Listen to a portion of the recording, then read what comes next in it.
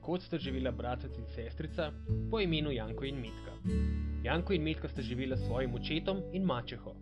Njen oče je bil drvar, bil je dober človek, njuna mačeha pa je bila hudobna. Družina je bila zelo revna, pri hiši ni bilo dovolj hrane. In nekega dne je Janko slišal, kako je mačeha rekla očetu: Otroka preveč jesta, odpelji jo v gozd in jo pusti tam, potem bo več hrane zame. Janko pa je skoval načrt. Janko si je napolnil žepe z belimi kamenčki. Naslednji dan je šla družina skupaj v gozd. Janko je med potjo na skrivaj drugega za drugim na tla spuščal bele kamenčke. Oče je zakuril ogenj, da jih ne bi zeblo. Janko in Metka pa sta zaspala ob ognju. Ko sta se zbudila, je bila že noč, bila sta sama. Janko in Metka sta sledila kamenčkom in tako našla pot domov. Njuna mačeha je bila jezna, odpeljala ju je nazaj v gozd.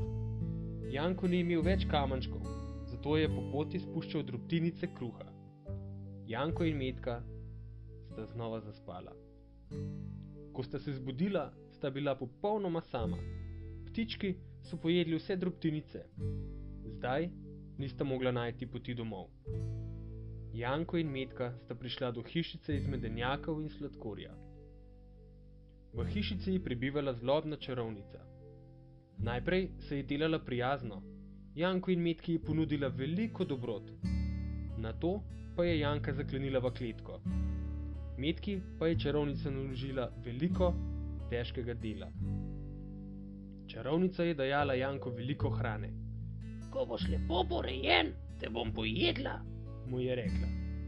Čarovnica je vsak dan utipala Janko v prst, vendar ni dobro videla.